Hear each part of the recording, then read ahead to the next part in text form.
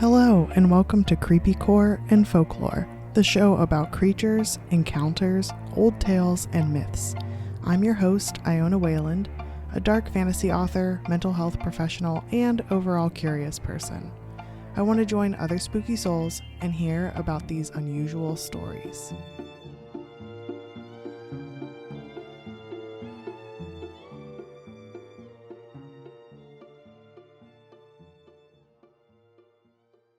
Hello, spooky soul, and welcome back to Creepycore and Folklore. This is episode 28, where we're going to talk about swamp monsters.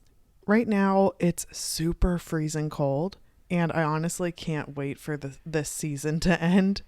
I've been talking to two of my dear friends, Stephanie and Steven, which is kind of funny because both of their names have like a similar root to them, but they're completely different people. So Stephanie's from the Sunshine State, and like their family lives there, and then Steven lives in Florida, and we've been like exchanging some of our writing and doing some like critique partnering kind of things going on. And it's really neat because a lot of where he writes is close to like the bogs and swamps, and it's just like really beautiful, but also horrifying because, as you know already, I am quite terrified of alligators, crocodiles, caimans, things like that. And you can just be chilling by a swamp, and that prehistoric dinosaur can just like come out of anywhere and watch you write or eat you while you write. I don't know what they decide to do. But it made me start thinking about what I'm afraid of in like boggy type of places and swampy type of places. And it made me think of like, so, you know, the crocodiles, alligators, caiman, they live in bogs, marshes, and swamps. But it made me think about other things that are in the swamps, like swamp monsters, and what they actually are. So I don't really know much about it before I was starting to do this research. The only thing that I sort of thought about, and this is more of like a lagoon monster than a swamp one, but it's like the shape of water, that I have major ick from, honestly, because there's like lots of dubious consent in that book and movie, and like mental age versus physical appearing age, and like ugh. But I digress. Anyway, I wanted to dive into what swamp monsters in particular are and where it came from. So join me in the swamplands, and let's rewind back to 1971. So in the early 70s, there was a release of not one, not two, but 3 different swamp monsters in comics. And strangely, they all came from different comic book series. And something that's very interesting about this is that each comic line had at least one Jewish creator. And in Jewish folklore, there's a protective clay/earth/mud creature that can be called upon and created, called a golem. And I don't want to jinx it, so I'm just going to, I'm just going to hint that I may be having a very, I may be scheduling another interview with someone who knows all about golems, but we shall see what comes of that. Hopefully, that'll happen very soon though. But it's interesting too, because if you look at where the Jewish folklore entails, we've got the Golem of Prague. There's also a ton of other stories that I can get into in the future, but there's the Golem of Prague that was created from mud and earth from the Moldova River.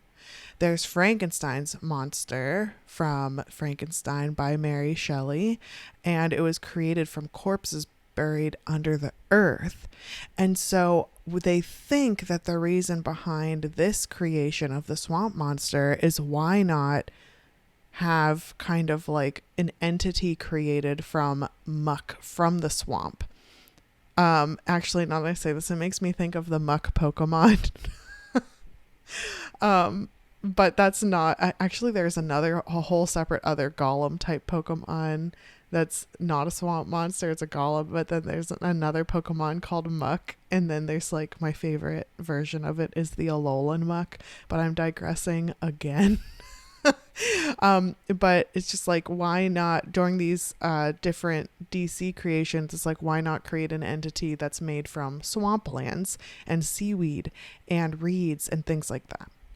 Back in August 1940, there was a like pulp fantasy that is by someone unknown, and that included a swamp monster. Theodore Sturgeon's It, a creature molded in subterranean earth. So it was heated underground by the internal fires of the earth. And this creature rose up and terrorized a specific farm family. And it was like considered amoral but curious and emotionless, kind of like a mecha type of thing. Except for instead of it being like metal based, it was like infernal rock type of base. And its curiosity accidentally terrorized a farming family, because it was just like looking for things or checking things out, and it was accidentally harming everybody.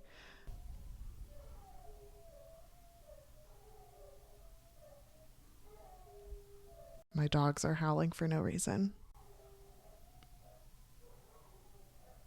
That's what you get with some hounds, huh?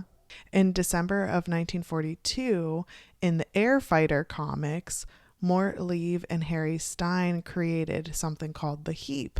And this was like a shaggy Yeti type being that had holes in its memory. But it was this very strong, broad, man-shaped creature that had an eyes and a mouth with large fangs. And it's interesting because depending on the depiction, sometimes the hair covers like the facial features, sometimes the hair is shorter, and it kind of will change color as it was like being written about. This heap creature would change from like the color white to the color brown to the color green and then back to white. Like it would kind of go around, and the different portrayals of it was kind of up for interpretation, which I thought was interesting. So if you're a comic book buff, I would highly suggest that you check out this article. It's in the show notes below. It's called The Great Swamp Monster Confluence of 1971, tracing the tangled Jewish origins of three iconic comic book characters by Andrew Fox. And it was published on October 31st, which is perfect timing, 2022. So it's very recent. But you can take a look at that if you want to know more nuanced history about not just the comic book releasing and the different depictions of swamp monsters, but also any kind of like Jewish folklore that might be layered into that, and the imagery behind it or the lore behind it. When I think of a swamp monster personally, though, my mind goes to from that and it's funny that it goes to this because I've never read this, but my brain pictures Swamp Thing #1. It's from the August 1972 version of it. I found out from this article. I picture the cover, even though I haven't read it before. So on it, you have like this guy with a blonde lady holding a gun to this like giant Swamp Thing. Well, it's called Swamp Thing. It's through DC and DC Comics, but this like creature's like this slimy green hulking man-shaped figure that's also like somehow you can see musculature, but also it seems like hairy, sticky, and I just think it's interesting too that would stick in my mind since I haven't read it, but the imagery of it is just kind of like is fascinating. And also now that I'm looking at the cover again to like jog my memory, the colors are green and purple, which are two of my favorite colors. So that might have been partially why it kind of stuck with me. But I learned from reading this article that in Swamp Thing is looking for a cure to like cure itself of this, like its swampiness, I guess. And the entire time, he and like his crew of this ragtag crew of people, he has to like fight off mad scientists and then other like mutant type creatures. It's also this swamp creature, swamp monster imagery has showed up in many other comics as well. But I think maybe the most popular one is called, quote, Man Thing, end quote. So if you're interested in any of that, I think you'd really like reading this article. So swamps aren't just located in one state in the US. They're located all across the US and then of course all across the world. But another US swamp monster sighting, that's one of the most well-known and kind of first sightings of a swamp monster, actually happened in the Honey Island swamp, and that is located in Louisiana. There's marshlands and 70,000 acre swamps there. So many creatures use that as their habitat. There's alligators, turtles, snakes, raccoons, wild boar, etc. It's that protection, the swamp protection land, which I think is incredible whenever we have like protected lands so that the habitats aren't destroyed. But why we're talking about that in particular today is because of specifically the Honey Island swamp monster, aka Louisiana's Bigfoot, Bayou Beast, and quote Wookie, but not to be confused with the Star Wars Chewbacca. There have been stories by locals, but also some from hundreds of years ago in Cajun and indigenous folklore. They describe a human-like creature that was raised by alligators after wandering into the swamp as a child, and that this being is an offspring of alligator and chimpanzees combined. Though not to be annoying, but that's not possible because I thought the only like animals that can reproduce are like animals that have the same amount of chromosomes. And even if there is like a combining of these two mammals or whatever, that their offspring is infertile. So for example, like ligers, mules, etc. Like a liger is a lion and a tiger, but they'll have an infertile offspring. And like lions and tigers can't just like randomly have babies with like reproduce with like a dog or something. That's just like not possible. Same thing with like a mule is there's one kind of animal that's like a mixture of a donkey, and the donkey's the male and the horse is the female, I think. And then for a mule, and then if the opposite breed, then it creates something else that's not called a mule. And I should just look this up, but it's not really relevant to the story. Just saying that like chimpanzees and alligators cannot have babies. I'm just throwing that out there. But I do understand why, if someone saw a creature like this, they were like, oh my gosh, how did this even happen? The first like pen to paper report sighting of the Honey Island swamp monster in particular was from Harlan Ford from 1963. He was a retired air traffic controller, and he was flying his twin engine plane to find good hunting ground, and he was able to spot it from his plane, landed his plane, drove halfway to that spot by boat, and then the other half had to be achieved to that spot by foot. And in that hunting spot that he wanted to like set up camp in, he saw a quote large animal on all fours feeding on another animal, end quote. So he tried to draw his weapon, but the creature stood on 2 feet and was reported to be 7 feet tall. It was described as having dingy grayish hair, yellow eyes, disgusting stench, and left giant footprints, which I think is interesting because he was able to cast a plaster mold of this 3-toed webbed-footed footprint that is still in possession today. Dana Holyfield, his granddaughter, actually preserves his legend, and he reportedly had an 8mm film of the quote Honey Island swamp monster, end quote, and the plastered foot that he gave to her. But he never released the footage because he said he thought people would think he had doctored the footage.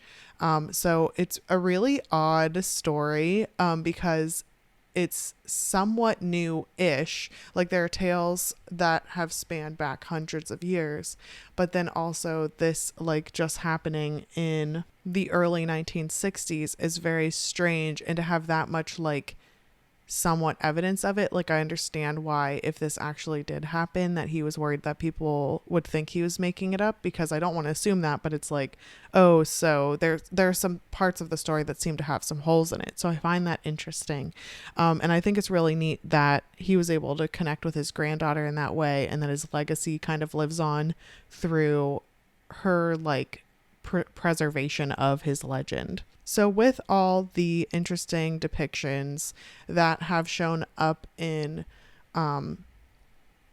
prehistoric reports, historic reports, and comic book depictions of it, I found several common characteristics. It's typically man-shaped and bipedal, meaning that it walks on 2 feet. People are often afraid of it, and there seems to be kind of like that found footage, rough footage, and scientific intrigue surrounding it, along with the fear of this creature. It's often shown as being hairy, scaly, and always gloppy with mud.